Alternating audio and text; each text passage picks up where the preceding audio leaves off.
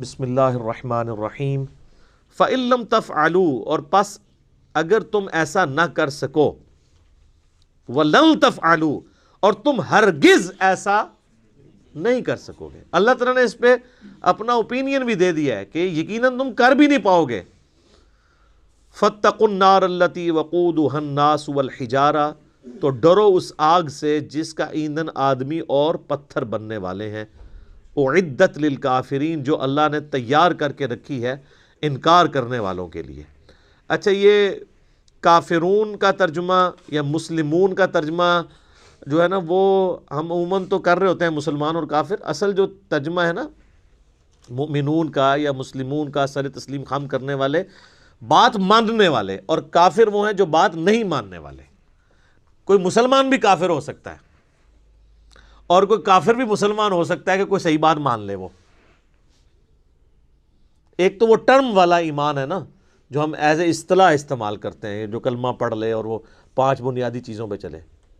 لفظی ترجمہ یہ ہے کہ نہ ماننے والوں کے لیے، انکار کرنے والوں کے لیے، کفر کہتے ہیں انکار کرنے کو، نہ شکری کرنے کو، اللہ تعالیٰ نے آگ تیار کر رکھی ہے جس کا ایندھن آدمی، انسان اور پتھر ہے۔ اللہم اجرنا من النار، اللہم اجرنا من النار، اللہم اجرنا من النار۔ صحیح مسلم میں حدیث ہے، نبی علیہ السلام ایون نماز میں بھی جب کبھی آیات آتی تھیں جہنم سے ریلیٹڈ، تو آپ علیہ السلام اللہ سے جہنم کے اگینسٹ اللہ تعالیٰ کی پناہ طلب کیا کرتے تھے، اور جب جنت کی آیات آتی تھی تو اللہ تعالیٰ سے جنت کا سوال کیا کرتے تھے۔ یہ سنت ہے۔ اچھا، یہ جو آیا کہ پتھر بھی ایندھن بنیں گے، تو یہ پتھر کو کوئی عذاب نہیں ہو رہا ہوگا، بلکہ ان کی حسرت میں اضافے کے لیے ہوگا۔ اس کا ڈیٹیل ذکر سورۃ الانبیاء میں آئے گا۔ اللہ تعالیٰ فرماتا ہے کہ ہم کافروں کو بھی اور جن معبودوں کو یہ پوج رہے ہیں ان کو بھی دوزخ میں ڈالیں گے، اور پھر اللہ تعالیٰ فرماتا ہے کہ اگر یہ ان کے معبود ہوتے تو دوزخ میں ان کے ساتھ تو نہ ہوتے۔ پھر کافروں نے اس کا بھی ٹھٹھا کیا، انہوں نے کہا اچھا اس کا تو مطلب ہے پھر عیسیٰ ابن مریم کو بھی دوزخ میں ڈالا جائے گا، کیونکہ عیسیٰ ابن مریم کی بھی لوگوں نے پوجا کی ہے۔ پھر اللہ تعالیٰ نے اس کا بھی جواب دیا، رپلائی ٹو کے بغیر کام چلتا نہیں ہے نا، وسوسے اتنے ہیں، رپلائی ٹو کے کلپ تو بنیں گے۔ وہ پھر سورہ الزخرف میں آیا، اللہ تعالیٰ نے یہ عیسیٰ کی مثال جو تم سے بیان کی ہے نا انہوں نے، تو یہ صرف جو ہے نا وہ حجت بازی کے لیے، پتہ ان کو بھی ہے کہ عیسیٰ ابن مریم کیوں دوزخ میں جائیں گے، وہ تو خود امام موحدین تھے، اپنے وقت میں توحید کے دائی تھے۔ قصور تو ان لوگوں کا ہے جنہوں نے عیسیٰ ابن مریم کے بارے میں ڈیوینٹی کلیم کی ہے، نہ کہ عیسیٰ ابن مریم۔ پھر انہوں نے کہا وہ تو ہمارے بندے خاص ہیں، اور وہ تو قیامت کی نشانی میں سے ہیں۔ تو یہ جو بت، وہ پتھر جن کے بت تراشے گئے، ان کو اللہ تعالیٰ دوزخ میں اس لیے ڈالے گا تاکہ کافروں کی حسرت میں اضافہ ہو کہ یار ان کو ہم پوجتے رہے، یہ بھی ہمارے ساتھ ہیں۔ اس کا یہ مطلب نہیں ہے کہ وہ ان پتھروں کو عذاب ہو رہا ہوگا، بلکہ وہ پتھر تو الٹا ان کے لیے خود عذاب بن جائیں گے، کیونکہ جب پتھر گرم ہوں گے تو وہ تو گرمائی زیادہ فیل ہوگی۔ پتھر بھی لوگ گرم کر کے ان سے بھی ہیٹ حاصل کرتے ہیں نا، وہ تو ان کے لیے ہوگا۔ اب دوزخ کے اوپر 19 فرشتے ہیں، تو فرشتوں کو کوئی عذاب تو نہیں ہو رہا ہوگا، وہ تو مامور ہیں دوزخیوں کو مارنے پیٹنے کے لیے۔ اللہ تعالیٰ تو اس بات پہ قادر ہے کہ ایک ہی فریم آف ریفرنس میں مختلف لوگوں کے اوپر مختلف حالت طاری کر دے۔ یہ تو ہم نے دنیا میں ایکسپیرینس کیا ہے۔ آپ میں سے اگر کسی کو ملیریا ہوا ہو سخت گرمیوں میں، تو اسے تو 2 رضائیاں بھی اڑا دی جائیں تو اس کی ٹھنڈ نہیں ختم ہوتی، باقی تو گرمی سے اف اف کر رہے ہوتے ہیں، اور اس کو ٹھنڈ اتنی لگی ہوتی ہے کہ وہ کہتا ہے میرے اوپر اور اڑاؤ۔ ایک ہی جگہ پہ ٹیمپریچر بے شک 40 تک پہنچ چکا ہوا ہے، اس کو ٹھنڈ لگ رہی ہے، حالانکہ ایکچوئل وہاں پہ گرمی ہے۔ تو یہ اللہ تعالیٰ ایک فریم آف ریفرنس میں دنیا میں ایسی چیزیں کر کے بتاتا ہے کہ 2 مختلف بندوں پہ ایک ہی جگہ پہ 2 مختلف حالتیں طاری ہو جاتی ہیں۔ اللہ ہی اللہ ہے جی، یقین کریں کہ یہ جو چیزوں کی کوالٹیز ہیں یہ بھی اللہ کی وجہ سے ہے۔ اگر اللہ تعالیٰ کا امر اس کے پیچھے سے ہٹ جائے، آپ 7 سمندروں کا پانی بھی پی جائیں، آپ کی پیاس نہیں بجھ سکتی۔ اور اگر آگ کے جلانے کی خاصیت اللہ تعالیٰ چھین لے، آپ پوری زمین کے درخت بھی جلا لینا، آپ ایک روٹی بھی نہیں پکا سکتے، کیونکہ وہ خاصیت ہی جب اللہ تعالیٰ لے لے گا۔ تو یہ دوزخ میں ان کافروں کے ساتھ پتھروں کو اس لیے جلایا جائے گا تاکہ ان کی حسرت میں اضافہ ہو، نہ کہ ان پتھروں کو عذاب دیا جا رہا ہوگا۔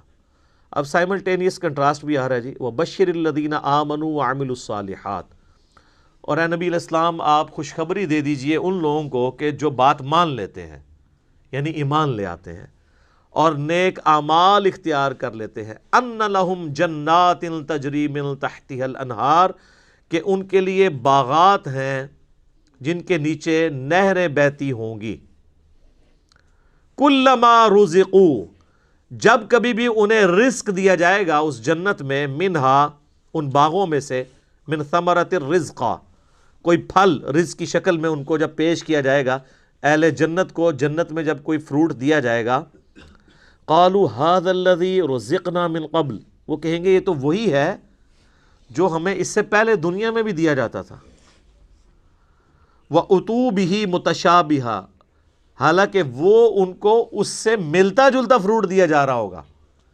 ایگزیکٹ نہیں ہوگا۔ ملتا جلتا اس لیے دیا جائے گا کہ انسان کی ایک نیچر ہے، دنیا میں بھی آپ دیکھ لیں، آپ کسی دسترخوان پہ بیٹھے ہوں تو سب سے پہلے اس چیز کو ہاتھ ڈالتے ہیں جس کے ساتھ آپ مانوس ہوں۔ آپ کسی ولیمے پہ بھی جاتے ہیں تو آپ کے سامنے کوئی ایسی عجیب و غریب ڈش آ جائے تو آپ اس کے رسک نہیں لیتے کھانے کا کہ پتہ نہیں کیا ذائقہ ہو، الٹا پلیٹ بھر کے بیٹھ جاؤں اور اس دوران جو میں نے کھانا تھا وہ ختم ہی ہو جائے، یہ بھی چانس ہوتا ہے نا۔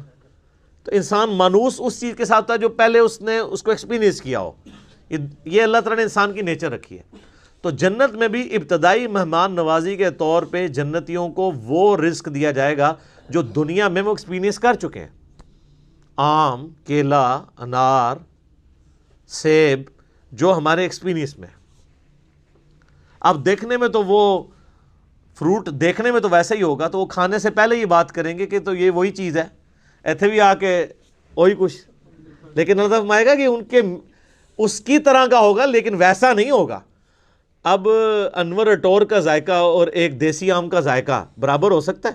دیکھنے میں تو دونوں ایک جتنے ہوتے ہیں، شکل و صورت بھی ملتی جلتی ہوتی ہے، لیکن زمین آسمان کا فرق ہے ٹیسٹ میں۔ اسی طریقے سے چونسے کا ٹیسٹ ہو یا کسی دوسرے آم کا، وہ برابر نہیں ہو سکتا۔ تو یہ تو دنیا میں ہی اللہ نے اتنا فرق رکھا ہوا ہے، تو آخرت میں جو آم دیا جائے گا وہ دنیا والا آم نہیں ہوگا، ہاں شکل و صورت میں ضرور ملتا جلتا ہوگا، لیکن اس آم کی تو کیا بات ہے۔ اللہ تعالیٰ جنت میں ہمیں اپنے محبوب صلی اللہ علیہ وآلہ وسلم کا پڑوس نصیب فرمائے، آمین۔ وَلَهُمْ فِيهَا أَزْوَاجٌ مُطَهَّرَةٌ، اور وہاں پہ ہوں گی ان کے لیے پاکیزہ بیویاں۔ پاکیزہ بیویاں دنیا کی بیویاں بھی اور جنتی حوریں بھی، وہ آگے چل کے ذکر آ جائے گا اس حوالے سے۔ اچھا، جنت میں جتنی بھی نعمتیں ہیں نا، ان میں جو یعنی ڈومیننٹ نعمتیں ہیں، ان کا کچھ نہ کچھ حصہ اللہ نے دنیا میں اس حوالے سے رکھا ہے کہ انسان اس نعمت کو ایکسپیرینس کر سکے، لیکن وہ زمین آسمان کا فرق ہے،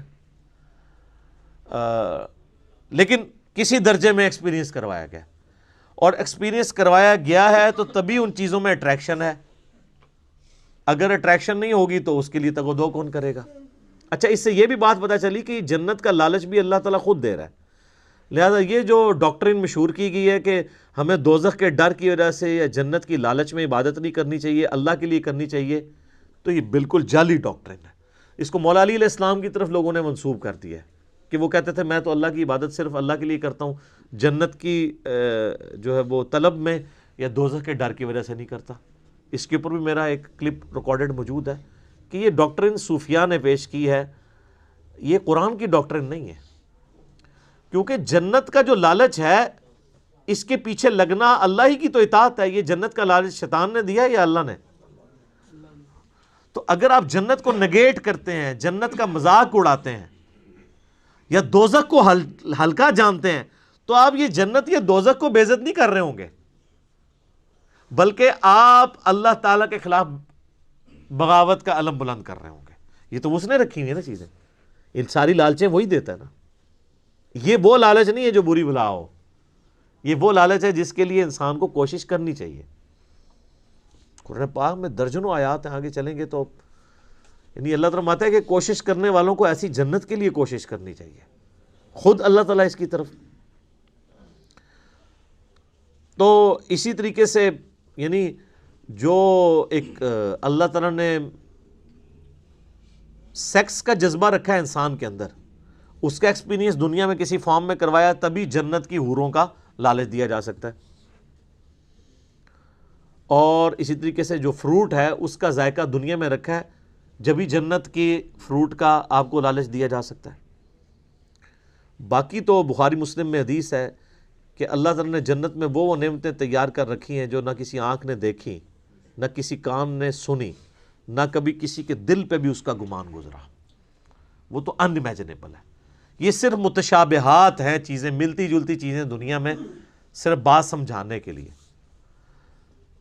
اور دنیا کی نعمتیں تو فنا ہونے والی ہیں، لیکن ان نعمتوں کے ساتھ آ رہا ہے وَهُمْ فِيهَا خَالِدُونَ، وہ رہیں گے ہمیشہ ہمیش اس کے اندر، نہ ختم ہونے والی نعمتیں. اچھا دنیا میں کوئی بڑے سے بڑی بھی نعمت ہے نا، وہ اچھی انسان کو لگتی ہے، لیکن جیسے ہی اس کے چھوٹ جانے کا خیال آتا ہے تو دل کے اوپر غم کا غلبہ ہو جاتا ہے. اور جنت میں غم نہیں ہے، اس لیے جنت میں ہمیشہ کی نعمتیں. بخاری اور مسلم کی حدیث ہے کہ میدان محشر میں لا کے مینڈے کی شکل میں موت کو قتل کیا جائے گا، اور جب بلایا جائے گا تو باقاعدہ ایک یعنی ندا کی جائے گی. جہنمی جو ہے جہنم کے کنارے پہ آ جائیں گے اس خوشی کی وجہ سے کہ شاید ہمارے نکلنے کے لیے کوئی اب سبب ہونے لگا ہے، اور جنتی جنت کے کنارے پہ آئیں گے اس ڈر کے ساتھ کہ ہمیں کہیں جنت سے نہ نکال دیا جائے. تو پھر اللہ تعالیٰ موت کو مینڈے کی شکل میں لا کے وہاں پہ ذبح کرے گا، اور پھر کہا جائے گا کہ جنتیوں کے لیے خوشخبری ہے کہ انہیں کبھی موت نہیں آئے گی، اور دوسری طرف جہنمیوں کے لیے ہمیشہ کا غم ہے کہ ان کو بھی موت نہیں آئے گی. تو قرآن میں آتا ہے سورہ فرقان میں، آج ایک موت نہیں کئی موتیں مانگو، موت نہیں تمہیں آئے گی، ہزاروں موتیں مانگو، موت نہیں آنے کی. کیونکہ موت آ جائے تو پھر تکلیف ختم ہو جائے، لیکن وہاں پہ موت نہیں آئے گی. اللہم اجرنا من النار، اللہم اجرنا من النار، اللہم اجرنا من النار، آمین. اللہم من احییتہ منا فاحیہ علی الاسلام ومن توفیتہ منا فتوفہ علی الایمان، آمین. صحیح مسلم میں ایک حدیث ہے کہ جب جنتی جنت میں داخل ہونے لگیں گے تو ان کو ایک ندا کی جائے گی، جاتے ہی خوشخبری ملے گی، تمہارے لیے مبارک ہے، آج کے بعد تمہیں کبھی موت نہیں آئے گی، تم ہمیشہ زندہ رہو گے. آج کے بعد تمہیں کبھی بدحالی نہیں آئے گی، تم ہمیشہ خوشحال رہو گے. آج کے بعد تمہیں کبھی بڑھاپا نہیں آئے گا، تم ہمیشہ جوان ہی رہو گے.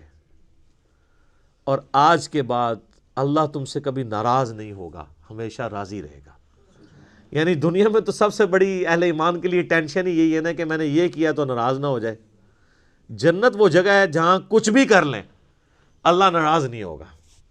ہر وہ چیز جو دنیا میں بھی جرم تھی وہاں جا کے وہ جرم نہیں رہے گی. دنیا میں مرد کے لیے سونا پہننا حرام ہے، اور جنت میں سونے کے کنگن پہنائے جائیں گے، ریشم کا لباس پہنایا جائے گا. قرآن پاک میں آتا ہے، بخاری مسلم میں درجنوں احادیث ہیں. جسے شوق ہو تو مشکات المصابیح کی 3 جلد میں جنت والا چیپٹر پڑھ لیں تو آپ کو اندازہ ہوگا کہ جنت میں اللہ تعالیٰ نے کیا کچھ رکھا ہے انسان کے لیے. لیکن یہ بات اپنی جگہ ہے، ایک حقیقت ہے کہ جنت پہنچنا بڑا مشکل ہے، یہ سب سے بڑا المیہ ہے. یہ تو بابوں نے آپ کو ایک خدا کا تعارف کروایا نا کہ جنت تو اپنی جیب ہی چاہے.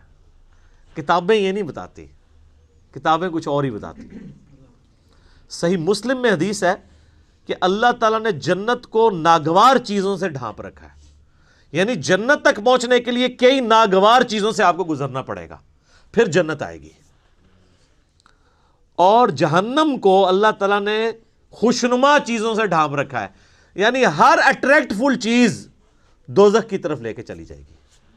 ناگواری تو ہے نا, یعنی روزانہ 5 وقت نماز پڑھنا دنیاوی طور پہ ایک تردد تو ہے, سردیوں میں وضو کرنا ایک تردد تو ہے, گرمیوں کے روزے رکھنا ایک تردد تو ہے, حلال اور حرام کا فرق کرنا ایک تردد تو ہے, اور دوسری طرف آپ جو اپنی مرضی کے مطابق کوئی بھی کام کرتے جائیں وہ سیدھا آپ کو دوزخ کی طرف لے جائے گا, جو آپ اپنی مرضی سے کریں گے. اور جو اللہ کی مرضی سے کرنا پڑتا ہے اس میں تردد تو ہے, ظاہر وہ نفس کے خلاف ہے. تو یہ مسلم شریف کی حدیث کمال حدیث ہے کہ جنت ناگوار چیزوں سے ڈھانپی ہوئی ہے اور جہنم خوشنما چیزوں سے. اس کی ایکسپلینیشن جامع ترمذی میں, سنن ابی داؤد میں, سنن نسائی اور ابن ماجہ میں ہے کہ جب اللہ تعالیٰ نے جنت کو پیدا کیا تو حضرت جبرائیل علیہ السلام سے کہا کہ جائیں جنت کو جا کے وزٹ کریں کہ میں نے کیسی رہنے کی جگہ بنائی ہے. جب حضرت جبرائیل علیہ السلام جنت گئے اور اس کی خوبصورتی دیکھی تو اللہ تعالیٰ نے کہا کہ جبرائیل کیسا پایا جنت کو؟ انہوں نے کہا اللہ تیری عزت کی قسم کوئی بندہ ایسا نہیں ہوگا جو اس میں جانے کے لیے جان دھڑ کی بازی نہ لگا دے, کیا زبردست جگہ تو نے بنائی ہے. اللہ نے فرمایا اچھا. اللہ تعالیٰ نے جنت کو ناگوار چیزوں سے ڈھانپ دیا, جو مسلم شریف کی حدیث ہے, اور کہا اب جا کے ذرا جنت کو دیکھو. جب وہ دیکھ کے آئے تو انہوں نے کہا تیری عزت کی قسم مجھے نہیں لگتا کوئی بندہ جنت میں جانے میں کامیاب ہوگا, اتنا مشکل ہے. سر یہ ہے کتابوں کا خدا. یہاں کہتے ہیں نہیں جناب ایک دفعہ بھی پڑھ لیا ایک دفعہ بھی پڑھ لیا, ایک پھیرے ہی لگے گا. اور سورہ فرقان میں اللہ تعالیٰ فرماتا ہے کہ جہنم ہمیشہ رہنے کے لیے بھی بری جگہ ہے اور ایک لمحے کے لیے رہنے کے لیے بھی بری جگہ ہے. آپ لاکھ کہتے رہیں کہ پھیرا لگے گا. اچھا یہ پھیرا بھی اس لیے ہم کہتے ہیں کہ ہم نے کبھی اس پھیرے کو امیجن نہیں کیا, آپ کو ادھر بیٹھے بیٹھے امیجن کروا دیتے ہیں. اگر کسی شخص کو یہ کہا جائے کہ ایک فجر کی نماز چھوڑنے پہ آپ کو فجر سے ظہر تک ایک ایسے کمرے میں وقت گزارنا پڑے گا جو 10 بائی 10 فٹ کا ہوگا, اس میں 100 کوبرا سانپ ہوں گے, 100 بچھو ہوں گے, 100 اژدہے ہوں گے, لیکن صرف فجر سے ظہر تک بس, تو کوئی امیجن بھی کر سکتا ہے اس کو؟ وہ ان سانپوں کو تو آپ مار بھی سکتے ہیں, تو جہنم کے سانپ کے بارے میں کوئی سوچ بھی سکتا ہے؟ چونکہ ہم نے امیجن نہیں کیا ہوتا اس لیے ایک پھیرے کی بات کرتے ہیں. اور یہ تو بہت بڑی میں نے مثال دی ہے. اگر کسی شخص کو کہا جائے نا کہ فجر کی نماز چھوڑنے پہ فجر سے ظہر تک آپ کو صرف ایک موم بتی کا وہ چھوٹا سا جو فلیم ہوتا ہے نا اس کے اوپر یوں ہاتھ رکھنا پڑے گا فجر سے ظہر تک, سر 10 سیکنڈ نہیں کو رکھ سکتا. تو یہ کہنا آسان ہے پھیرے والی بات. اچھا وہ جو ترمذی ابو داؤد نسائی ابن ماجہ کی حدیث ہے نا, اس میں آگے آتا ہے کہ پھر اللہ تعالیٰ نے حضرت جبرائیل سے کہا کہ جہنم جب پیدا کی فرمایا جہنم کو جا کے دیکھو. جہنم دیکھ کے آئے, انہوں نے کہا اللہ تیری عزت کی قسم مجھے نہیں لگتا کوئی بندہ کوشش کرے گا کہ کوئی بھی ایسا عمل کرے کہ دوزخ میں جا کے گرے, یہ تو جگہ ہی ایسی تو نے بنا دی ہے. اللہ تعالیٰ نے پھر دوزخ کو, جہنم کو خوشنما چیزوں سے جب ڈھانپ دیا نا, جو مسلم شریف والی حدیث ہے, میں اسی کی ایکسپلینیشن آپ کو دوسری حدیث سے کر رہا ہوں. یہ سر کتابوں کا دین ہے, بابوں کا نہیں ہے. تو حضرت جبرائیل علیہ السلام جب گئے واپس آئے, کہا ہے اللہ تیری عزت کی قسم مجھے نہیں لگتا کوئی بندہ جہنم میں جانے سے بچ سکے گا, اتنا خوشنما تو نے بنا دیا, یہ تو سارے ہی جائیں گے جہنم میں. اور سر نظر بھی آ رہا ہے, نظر بھی آ رہا ہے, کیا دیندار کیا بے دین, کیا مسلمان کیا کافر, آپ کو بغاوت دیکھیں عروج پہ نظر آتی ہے. اور جو آپ کو دیندار نظر بھی آ رہے ہیں یہ بھی اللہ نے پردے رکھے ہوئے ہیں. کچھ کے پردے تو ہمارے جیسے لوگوں کے سامنے کھل بھی جاتے ہیں اور ہم آپ کو کھول کھول کے بتاتے ہیں, پھر بھی نہیں آپ کا دماغ کھلا تو آخرت میں تو کھل ہی جانا ہے, اوہ یہ کیا ہوا. نہیں, بڑا سینسٹیو ایشو ہے میرے بھائی. تو یہ اللہ تعالیٰ نے جہنم اور دوزخ کا جو معاملہ رکھا ہے, یہ اگر یہ چیزیں نہ ہوتی تو کوئی بھی شخص اللہ تعالیٰ کو رسپانس نہ کرتا. میرا ایک یوٹیوب پہ کلپ بھی ہے, خدا انسان کی ضرورت کیوں ہے. خدا انسان کی ضرورت ہے ہی اس لیے کہ انسان مر جاتا ہے. اگر انسان نے مرنا نہ ہو اور انسان کے اوپر کوئی مشکل وقت نہ آنا ہو, انسان کی ضرورت اللہ کبھی رہتا ہی نہیں ہے. یہ تکلیفیں اور موت, یہی تو ایک تلوار لٹک رہی ہے کہ یار میں نے مرنا ہے, کسی کو منہ دکھانا ہے جا کے. آپ ایک لمحے کے لیے امیجن کریں کہ اگر آپ نے مرنا نہ ہو اور آپ کو کبھی کوئی تکلیف نہ آئے، یہ دو چیزوں کی گارنٹی ہو، تو سر نماز کس نے پڑھنی ہے؟ تو یہ ساری دھمکیاں ختم ہو جائیں گی نا پھر دوزخ کی۔ تکلیف نہ آنے کا مطلب ہے کوئی کچھ نہیں کرے گا، موت نہ آنے کا مطلب ہے اپنی زندگی انجوائے کریں گے، اور تکلیف نہ آنے کا مطلب ہے کہ پھر آپ کو کوئی نہ کوئی رزق کے حوالے سے ایشو ہوگا، نہ اور کوئی تکلیف پہنچے گی۔ تو یہ سر دنیا میں پاسبل نہیں، جنت میں ہی ہے۔ لیکن دنیا میں بھی یہ ہو جائے نا تو اللہ تعالیٰ انسان کی ضرورت نہیں رہتا۔ اسی لیے اللہ تعالیٰ نے یہ موت کا الذی خلق الموت والحیات لیبلوکم ایکم احسن عملا رکھا ہوا ہے۔ یہ جو تلوار لٹکائی ہے وہ اس لیے تو لٹکائی ہے، تو یہ ساری چیزیں نہ ہو تو انسان کا قبلہ نہیں درست ہوتا۔ گھنٹوں بولا جا سکتا ہے۔ اگلی بڑی اہم ترین آیت ہے آیت نمبر 26۔ قرآن حکیم کے اسلوب کے اوپر ایک کافروں نے اعتراض کیا تھا، اور کچھ نہیں، یعنی وہ قرآن کے مثل کوئی صورت تو نہیں بنا کے لا سکے، لیکن ایک اعتراض انہوں نے کیا تھا کہ اگر یہ اللہ کی کتاب ہے تو اللہ تو اتنا پڑھا لکھا ہے، اتنا ایجوکیٹڈ ہے، اتنی اونچی ہستی ہے، لیکن قرآن میں مثالیں وہ بیان کرتا ہے، کبھی مکھی کی، کبھی جو ہے وہ مکڑی کی۔ سورۃ العنکبوت میں کافروں کے ایمان کو مکڑی سے تشبیہ دی، سورہ الحج کے اندر کہا کہ یہ جن کو اللہ کے سوا پکار رہے ہیں یہ ایک مکھی پیدا نہیں کر سکتے، اور مکھی سے کوئی چیز چھین کے لے جائے یہ واپس نہیں لا سکتے۔ تو اتنی بڑی کتاب میں اتنی حقیر چیزوں کی مثالیں کیوں ہیں؟ تو اس قرآن کا اسلوب کہ قرآن مشکل کتاب نہیں بلکہ اتنی آسان کتاب ہے، عام انسان کے ساتھ بحث کرتی ہے۔ دیکھ لیں آپ، اس میں کوئی فلسفیانہ باتیں اس طریقے سے نہیں ہیں، موٹی موٹی باتیں ہیں۔ تو اگر یہ اللہ کی کتاب ہوتی تو بڑی مشکل ہونی چاہیے تھی، علماء سے پوچھ پوچھ کے چلنا چاہیے تھا، پھر تو یہی کہتے ہیں نا۔ اور قرآن کم از کم 4 دفعہ سورۃ القمر میں کہہ رہا ہے وَلَقَدْ يَسَّرْنَا الْقُرْآنَ لِلذِّكْرِ فَهَلْ مِن مُدَّكِرٍ۔ قرآن کو ہم نے نصیحت کے لیے آسان کر دیا ہے کوئی جو نصیحت حاصل کرے اس سے؟ تو اتنی مشکل کتاب ہونی چاہیے تھی اگر یہ اللہ کی کتاب ہے۔ تو اللہ تعالیٰ نے وہ متھ توڑی ہے، ان اللہ لا یستحیی ان یضرب مثلا ما بعوضۃ فما فوقها، بے شک اللہ اس بات سے شرم محسوس نہیں کرتا کہ وہ مچھر کی مثال دے یا اس سے بھی کسی حقیر چیز کی۔ کیوں؟ اللہ کا مقصد کسی کے اوپر اپنا علمی روب ڈالنا نہیں ہے، اللہ کا مقصد بات سمجھانا ہے، اور بات سمجھانے والا شخص جو ہوتا ہے نا وہ کبھی مشکل الفاظ نہیں استعمال کرتا۔ لہٰذا آپ یہ علماء کی جب ہم مشکل اردو اور ٹرمز سنتے ہیں نا، واللہ وہ اس نیت سے نہیں تقریر کر رہے ہوتے کہ انہوں نے عوام کو دین سمجھانا ہے، وہ یہ تقریر کر رہے ہوتے ہیں کہ میں اتنی مشکل ٹرمنالوجیز بول سکتا ہوں،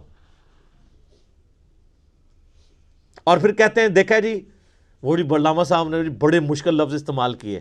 تو یہ علامہ صاحب نے اللہ کی سنت میں عمل نہیں کیا، اللہ کی اسی لیے تو پھر علماء کو چھوڑ گئی ہے نا پبلک۔ وہ کہتے ہیں ان کے پاس ہم 1 گھنٹہ بیٹھ کے سنتے ہیں، سمجھ نہیں آتی ہے، علی بھائی کے 5 منٹ کے کلپ میں اتنا کچھ سمجھ آ جاتا ہے۔ کیوں آتا ہے؟ عام فہم بات ہے۔ لیکن میں آپ کو مزے کی بات بتاؤں، یہ عام فہم بات کرنا یہ مشکل کام ہوتا ہے، مشکل باتیں کرنا آسان کام ہوتا ہے۔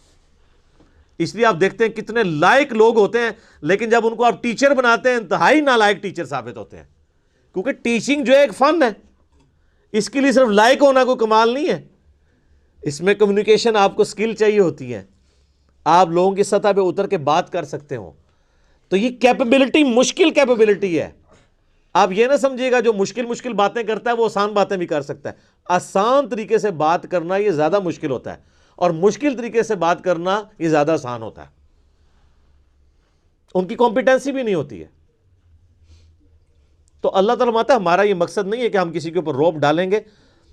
یہ کہتے ہیں اللہ نے یہ مثال کیوں بیان کی ہے؟ اللہ اس بات سے حیا محسوس نہیں کرتا۔ فَأَمَّا الَّذِينَ آمَنُوا، پس جو لوگ بات مان لیتے ہیں، فَيَعْلَمُونَ أَنَّهُ الْحَقُّ مِن رَبِّهِمْ، تو وہ اس چکر میں نہیں پڑتے کہ یہ مکھی کی مثال کیوں آ گئی، یہ مچھر کی مثال کیوں آ گئی، یا میں اپنے بارے میں کرتا ہوں، میں کبھی کوئی مثال کوئی پھکی کی بات کر دی یا ٹنی کی بات کر دی تو بات سمجھانے کے لیے کوئی اگزامپل کے طور پہ بھی بات کر دی، تو جو بات ماننے والے ہیں سمجھنے والے ہیں وہ ان چکروں میں نہیں پڑتے الفاظی کے اوپر۔ وہ کہتے ہیں یہ ہمارے رب کی طرف سے سچ بیان ہوا ہے، بات وزنی ہے، اس چکر میں نہ پڑھو کہ اسلوب کیسا ہے اس کا۔ فَأَمَّا الَّذِينَ كَفَرُوا، جبکہ جو بات نہیں ماننے والے ہوتے ہیں، ہر بات میں وہ بات کی کھال اتارنے والے ہوتے ہیں، اور ان کا مقصد بات ماننا نہیں ہوتا بلکہ انکار کرنے کا کوئی بہانہ تلاش کرنا ہوتا ہے۔ فَيَقُولُونَ، تو وہ کہتے ہیں مَاذَا أَرَادَ اللَّهُ بِهَذَا مَثَلًا، اللہ کو یہ مثال بیان کر کے کیا ملا ہے، کیا ارادہ تھا اللہ کا، یہ باتیں کرنے کی کیا ضرورت ہے، کوئی مشکل باتیں ہونی چاہیے تھی۔ تو اب چونکہ یہ انہوں نے اعتراض کیا ہے غیر علمی جذباتی ڈاکٹرن کے ساتھ، لہٰذا اس کا جواب بھی اسی اعتبار سے پہلے تو دیا جا رہا ہے، یضل بہ کثیرا ویہدی بہ کثیرا، اللہ کا مقصد یہ ہے کہ تاکہ اس مثال کے ذریعے بہت سے لوگوں کو گمراہ کر دے اور بہت سے لوگوں کو ہدایت دے۔ مراد یہ نہیں ہے کہ قرآن کتاب گمراہی ہے، وہ تو آیا ہے قرآن میں ھدی للناس وبینات من الھدی والفرقان، یہ پوری انسانیت کے لیے ہدایت ہے، ہدایت کی روشن دلائل ہیں، اس میں حق اور باطل میں تمیز کرنے والی کتاب ہے۔ اس کتاب کا مقصد کسی کو گمراہ کرنا نہیں ہے، مقصد یہ کہ یہ الٹیمیٹلی تمہاری گمراہی کا سبب اس اعتبار سے بن جائے گی کہ تم اس کو مان کر ہدایت پہ آ جاؤ گے اور نہ مان کے گمراہ ہو جاؤ گے۔ جسے شیطان نے کہا تھا کہ اے اللہ اس آدم کی وجہ سے تو نے مجھے گمراہ کیا ہے، حالانکہ آدم کی وجہ سے نہیں ہوا تھا، وہ ہوا خود ہی تھا، لیکن اس نے یہ کہا کہ نہ آدم پیدا ہوتا تو نہ میرے امتحان آتا تو نہ اسرا ہوتا۔ تو انڈائریکٹلی یہ بات ادھر بھی اللہ تعالیٰ نے کہا ہے کہ اللہ تعالیٰ نے اس لیے کیا ہے کہ تم، تاکہ جو ماننے والے ہیں ان کا ایمان میں اضافہ ہو جائے گا، جو نہ ماننے والے ہیں وہ گمراہ ہو جائیں گے، اور جو ماننے والے ہیں ان کو ہدایت مل جائے گی۔ اس کا یہ مطلب قطعاً نہیں ہے کہ قرآن پڑھ کے کسی کو گمراہی ملتی ہے، نعوذ باللہ من ذالک، یہ عقیدہ کفر ہے۔ میرا یوٹیوب پہ ایک کلپ بھی ہے، انڈیا پاکستان اور بنگلہ دیش کے لوگوں کے دو کفریہ علماء کے دو کفریہ عقیدے۔ ایک کفریہ عقیدہ یہی ہے اس میں سے کہ جی قرآن جو ہے یہ گمراہ کر دیتا ہے، یہ اکثر آپ سنتے ہیں نا، قرآن گمراہ کر دیتا ہے ڈائریکٹ پڑھنے سے انسان۔ اچھا انڈائریکٹ پڑھنے سے بھی گمراہی ہوتا ہے، انڈائریکٹ کدھر پڑھنے دیتے ہیں، وہ کہتے ہیں پڑھنا ہی نہیں ہے، ڈائریکٹ انڈائریکٹ تو ہے وہ انگریزی والی رہ گئے، انڈائریکٹ نہ انہوں نے خود پڑھا ہوا ہوتا ہے اور نہ کسی کو پڑھنے دیتے ہیں۔ وما يضل به الا الفاسقین، اور اس سے گمراہ تو نہیں ہوتے ہیں مگر وہ لوگ جو نافرمان ہیں، نافرمانی کی روش اختیار کیے ہوئے لوگ ہیں، جو جان بوجھ کے گمراہ ہونا چاہتے ہیں، وہ ان کے لیے قرآن میں پھر گمراہی ہے، کیونکہ جب وہ چاہ ہی رہے ہیں کہ ہم نے قرآن پاک میں نکالنی ہے اس قسم کی باتیں جس سے ہم قرآن سے دور بھاگیں، تو ظاہر ہے پھر قرآن پہ انہوں نے عمل کہاں سے کرنا ہے۔ حتیٰ کہ علماء یہود کے بارے میں سورہ الجمعہ میں آیا کہ ان کی مثال ان گدھوں کی سی ہے، جیسے گدھے کے اوپر کتابیں لاد دی جائیں نا، اس کتاب سے وہ اکتساب نہیں کر سکتا۔ لہٰذا علماء یہود کے پاس پروفیسیز موجود تھیں ان کی کتابوں میں کہ نبی آخر الزماں آئیں گے صلی اللہ علیہ وآلہ وسلم، لیکن ان کتابوں سے انہوں نے اکتساب نہیں کیا تو برباد ہو گئے۔ تو جو کتابوں سے اکتساب کرے اس کے لیے یہ باتیں نہیں کہ وہ گمراہ ہوگا، جو کتاب ہونے کے باوجود اس میں عمل نہ کرے یا شوکیس میں بس سجا کے رکھے، پڑھی ہوں کتابیں پڑھی ہوئی نہ ہو، وہ گمراہ ہوتے ہیں۔ اسی تو ہم کہتے ہیں کتابوں کا خدا اور ہے اور بابوں کا خدا اور۔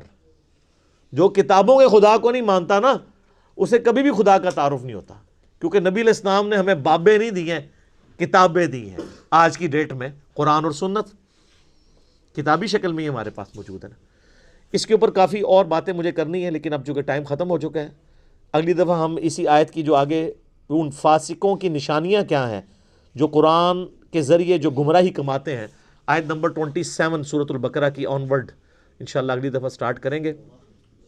صلاۃ بر محمد و آل محمد۔